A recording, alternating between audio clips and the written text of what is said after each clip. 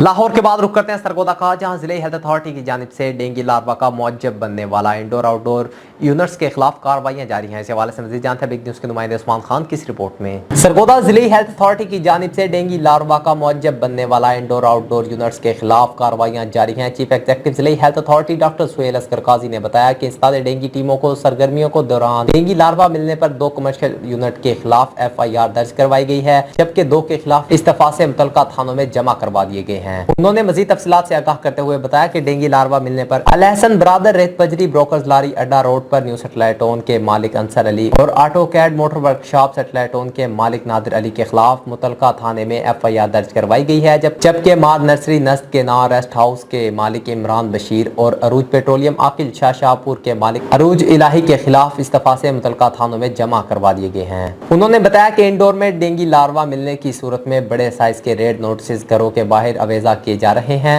CO health authority doctor Suhail Ahmed Qazi ने कहा कि मौसम बरसात में डेंगू लार्वा की अफसाइश के इम्कानात कई गुना बढ़ जाते हैं, लिहाजा शहरी अपने गिरदोनवा के माहौल पर खास तवज्जो दें और किसी जगह पानी ना खड़ा होने दें। नेज़ हुकूमत के इंसदाद डेंगू के हवाले से वज़ाह करदा SOPs पर सख्ती से अमल दरामद को यकीनी बनाया जाए।